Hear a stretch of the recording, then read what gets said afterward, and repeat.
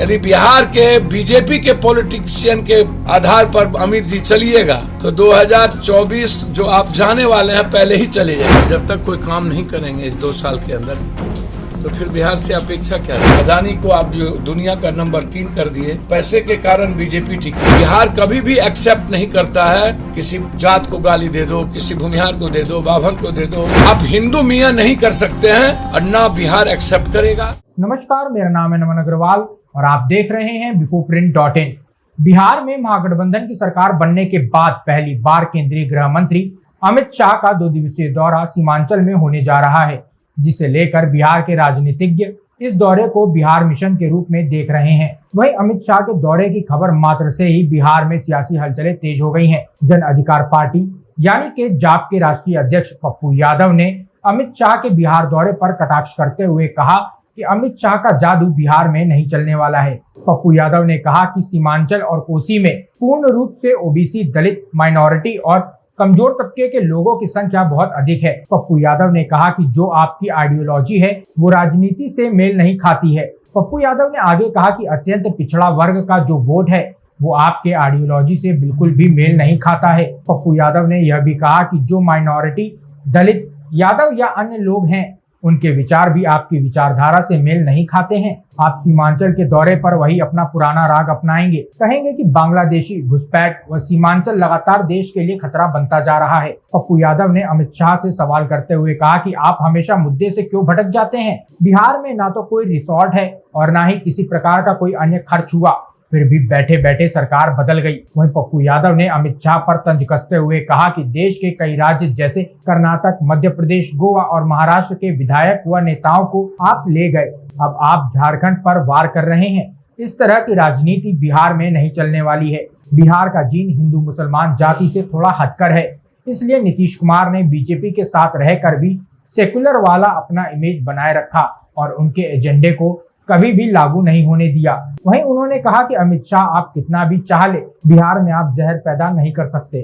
सीमांचल से अमित शाह का दौरा शुरू हो रहा है, क्या कहेंगे? देखिए, कोई आइडियोलॉजी हो, कोई मुद्दा हो, विकास की बात हो, रोजगार की बात हो, 8 साल में आपने कुछ किया हो, आप इकोनॉमी पर कुछ नहीं बात कर पाएंगे, विशेष राज्य पर बात नहीं कर पाएंगे। बिहार को आप क्या समझभाग दिखाएंगे, क्या सपना दिखाएंगे? आप बिहार से अपेक्षा क्या करेंगे? आप जब तक कोई काम नहीं करेंगे इस 2 साल के अंदर तो फिर बिहार से अपेक्षा क्या रखेंगे? बिहार को आपने बिजली की कटौती कर ली, पहले से ही आपने बिहार की जीएसटी का पैसा आप नहीं देते। आप अभी न्यू सरकार बनी, अब जहां आपकी सरकार नहीं होती है आप वहां पैसा नहीं देते, वहां आप तंग करते हैं। नया सरकार बना, चन्नी दलित थे, उसको आपने तंग कर दिया। अब आप झारखंड में लगातार आप एक आदिवासी मुख्यमंत्री को तंग करने में लगे हुए हैं। एक तो आप कहीं इस कंट्री में आप उठा के देख लीजिए, बीजेपी के पास कोई दलित और आदिवासी मुख्यमंत्री नहीं मिले। एक शिवराज जी, उसको भी आप बेइज्जत करते हैं। आपके पास कौन मुख्यमंत्री? और आप सपना क्या दिखाना चाहते हैं? आप कांग्रेस 8 साल में आप कांग्रेस को ही गाली दीजिएगा। 8 साल में आपका एजेंडे में राहुल गांधी, उसके अलावा आपके एजेंडे में कुछ नहीं है। भारत या तो राहुल गांधी, या तो कांग्रेस, या तो हिंदू मुसलमान, या तो झंडा, उसके अलावा या तो पाकिस्तान, उसके अलावा क्या है? हम जानना चाहते हैं आपसे। आप कांग्रेस मुक्त भारत की बात करते हैं, कांग्रेस युक्त भारत होता जा रहा है। आप बिहार को आप अपना केंद्र बिंदु बनाना चाहते हैं। नीतीश कुमार जी जब लालू यादव से अलग हुए थे, समता पार्टी बनी थी तो नीतीश कुमार जी मजबूरी थी आपकी। इसके पहले भी आपने कई गठबंधन यहाँ प्रयोग किया, आप कभी सफल नहीं हुए। नीतीश कुमार जी को सभी लोगों ने अपेक्षा के कारण डेवलपमेंट नहीं हो पाई तो लोगों ने वोट दिया, उम्मीद किया कि कोई डेवलपमेंट होगी। लेकिन आप नीतीश कुमार जी जब जब किसी बात पर, फरक्का पर बात आई, बाढ़ पर बात आई, तो हमको बताइएगा ना कि कोसी पर, कमला पर, महानंदा पर आपने कितना पैसा दिया। मैं फैक्ट्री के लिए, गरीबी सबसे ज्यादा है, आपने क्या किया? तो आप क्या कहिएगा? बांग्लादेशी, हिंदू मुसलमान। सीमांचल आने का आप शुरू कर रहे हैं। सीमांचल से, सीमांचल और कोसी कंप्लीट रूप से ओबीसी, दलित, माइनॉरिटीज, कमजोर तबके, ऐसे लोगों का वोट अत्यधिक है, जो आपकी आइडियोलॉजी और आइडेंटिटी से मेल नहीं खाता है। आप उठा करके देख लें, जो अत्यंत पिछड़ा का वोटर है वो कंप्लीट आपकी आइडियोलॉजी से मेल नहीं खाता। जो माइनॉरिटीज हैं या दलित हैं, यादव हैं, अन्य लोग हैं, वो मेल नहीं खाता है। तो आप एक लाइन, एक संदेश देना चाह रहे हैं ना। आप वहां आएंगे, फिर वो पुरानी राग पाएंगे जो कभी 40 साल पहले, 50 साल पहले आप बांग्लादेशी, घुसपैठ, लगातार कि सीमांचल कंप्लीट देश के लिए खतरा बनता जा रहा है। तो आप हमेशा मुद्दों से डेविएशन क्यों करते हैं? और ये सीमांचल और बिहार में एक बात अमित शाह जी आपको मैं बता दूं, बिहार में ना तो कोई रिसोर्ट गया, ना कोई पैसा लगी, ना खर्चा हुआ, ना कोई बाहर विधायक गए और बैठे बैठे सरकार बदल गई। देश में एक आपने सारे सरकार को रिसोर्ट ले गए, कर्नाटक से ले गए कांग्रेस को, मध्य प्रदेश से ले गए, गोवा से ले गए, महाराष्ट्र से ले गए, झारखंड पर वार कर रहे हैं और अब बिहार में नहीं ले जा पाए। तो बिहार का जो जीन है ना, वो हिंदू मुसलमान जाति पाति से थोड़ा, आप जो कहिएगा कि आप नीतीश कुमार बीजेपी में रह करके भी सेकुलर अपना इमेज को कभी, उनके एजेंडे को कभी लागू नहीं होने दिया। वो जो एजेंडा चाहते थे वो एजेंडे पर कभी नीतीश कुमार ने काम नहीं किया। तो बिहार को आप जहर पैदा नहीं कर पाइएगा, बिहार जहर नहीं होगा, इसको आप एकदम समझ लीजिए। आप सीमांचल आते हैं तो हिंदू मुसलमान, कोसी आते हैं तो आप बैकवर्ड फॉरवर्ड शुरू कर देते हैं, मिथिलांचल आते हैं तो ब्राह्मण गैर ब्राह्मण शुरू कर देते हैं। ये जो पूरा का पूरा आपका जो वे ऑफ पॉलिटिक्स है, बिहार में आप जिस किसी ने आपको राय दिया है, सुझाव दिया है, तो आप पैसे को, आप अदानी को आप जो दुनिया का नंबर 3 कर दिए, पैसे के कारण बीजेपी टिकी हुई है, या विपक्ष के बिखरने के कारण बीजेपी टिकी। विपक्ष को एक कर दो, 56-57% से ज्यादा वोट है। आज यदि चुनाव हो जाए तो बिहार आपको बता देगा।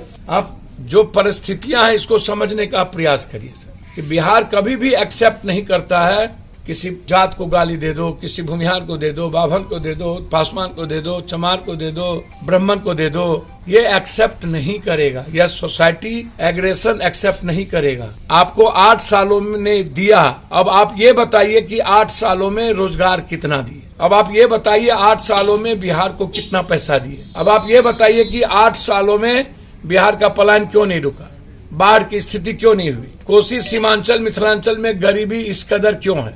आपको ये बताना पड़ेगा ना। आप हिंदू मियां नहीं कर सकते हैं और ना बिहार एक्सेप्ट करेगा। आप अपना चरित्र और चिंतन गुजरात में रख दीजिए।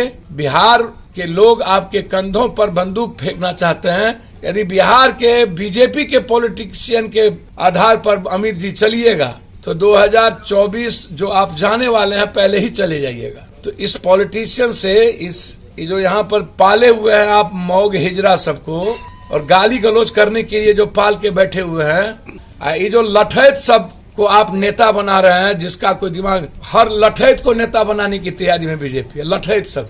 तो उससे आपका भला यहाँ नहीं होगा। आप जब तक बिहार को आप आर्थिक आजादी के आईने से नहीं देखिएगा, शैक्षणिक और रोजगार की आजादी से नहीं देखिएगा, फार्मर्स की आजादी से और मजदूरों की आजादी से नहीं देखिएगा, आप वो लेके आइए। आप एमएसपी बढ़ा दीजिए बिहार में, आप मंडी सिस्टम को लागू कर दीजिए बिहार में, रोजगार पर आप पूरा का पूरा काम करिए केंद्र सरकार बिहार में, तभी आपका उपाय है। आप सीमांचल नहीं, आप बिहार के किसी कोना में चले जाइए, नीतीश कुमार देश निकलेंगे, आप बिहार आइएगा। आप सोचिए ना कितना फर्क हो गया। नीतीश कुमार जाएंगे हर देश में, और नीतीश कुमार जी जो बाहर निकल, इनका मंशा है कि नीतीश कुमार बिहार से बाहर नहीं निकले। इनका मंशा है कि नीतीश कुमार की सरकार 1 साल 1.5 साल काम नहीं कर पाए ताकि मैं यहाँ कहूँ कि क्या किया है। तो हमारे सरकार को ये सोचना होगा कि हम उनके किसी गलत भाषा का जवाब देने में ना रहें। हमने जो किया है काम उस पर करें, और उसमें अपराध और बलात्कार ये नंबर 1 है। दूसरा है माफिया नेता पदाधिकारी का नेक्सस। तीसरा है कि जितने पदाधिकारी माफिया है उसको हटाना, और चौथा है रोजगार। तो इस मुद्दों पर काम करने की जरूरत है, ना कि किसी को गाली गलौज करने की। एक अमित शाह जी ने, लाख अमित शाह जी आ जाए और बिहार को हिंदू मुसलमान का प्रयोग कर ले, ये इस जन्म में संभव नहीं है। अलग विनिर्भिता नहीं हो सकता। मैं आग्रह करूंगा खास तौर पर अरविंद केजरीवाल जी से कि भाई आप बीजेपी की बी टीम के तरह काम नहीं करें, और मायावती जी से आग्रह करूंगा कि इतिहास दोहराता नहीं है मायावती जी। इसीलिए नीतीश कुमार जी महागठबंधन के भारत के कन्वेनर के रूप में आगे बढ़ें और ये एक्सेप्टेबल होगा। लेकिन नीतीश कुमार जी खुद कह चुके हैं कि मैं पीएम का उम्मीदवार नहीं हूं, 2024 मेरे एजेंडे में है, हम उस पर काम करें। कि सर बिगड़ते लॉ एंड ऑर्डर को देखते हुए कानून मंत्री को बदल दिया गया है। देखिए, एक बात, कानून मंत्री से लॉ एंड ऑर्डर का क्या सवाल है? लॉ एंड ऑर्डर का सवाल है गृह मंत्री से। कानून मंत्री तो संवैधानिक पॉलिसीज हैं, लॉ है, केसेस हैं, क्या सारी चीजें उस पर निर्भर करता है। और जो विवाद था, मेरे ख्याल से मैं पहले भी कहा था कि किसी भी परिस्थिति में नीतीश कुमार जी के लिए एक्सेप्टेबल नहीं है और नीतीश कुमार एक न एक दिन इसको एक्सेप्ट नहीं करेंगे। और वही हुआ। नीतीश कुमार अपने विचारों से और स्वभाव से यह बता दिए कि मेरा जो एजेंडा है, हम उस एजेंडे पर बैक नहीं होंगे। मैं चाहूंगा निश्चित रूप से कि कोई भी मंत्रिमंडल में ऐसे लोग ना जाएं जिस पर जमीन हड़पने का आरोप हो, बालू का आरोप हो, जिस पर कोई न कोई बड़ा स्कैम का, घोटाले का आरोप हो। ऐसे चीजों से इस गवर्नमेंट को बचना चाहिए और लॉ एंड ऑर्डर को नीतीश कुमार जी को प्राथमिकता लेना चाहिए। देखिए, डेवलपमेंट सेकेंडरी है, फर्स्ट है पीपुल पीस चाहता है, पीपुल जीना चाहता है, पीपुल मुस्कुराना चाहता है रात के 2 बजे, डर में जीना नहीं चाहता है। सेकेंड है अभाव, पीपुल आदमी चाहता है कि हमारी तनख्वाह बढ़े, हमारी आमदनी बढ़े। पहले चाहता है कि हमको कोई अपराध और अपराधी धमकाए ना, हमको कोई माफिया धमकाए ना, हमारा कोई जमीन कब्जा न करे, हमारे बच्ची सुरक्षित रात के 2 बजे लौट के आए, जबरदस्ती हमें कानून का कोई शिकार न बने। तो सबसे पहले अपराध और अपराधी और माफियाओं को मिटाना हो। अगर आपको हमारा वीडियो पसंद आया हो तो इसे लाइक करें, सब्सक्राइब करें और साथ ही बेल आइकन दबाना ना भूलें।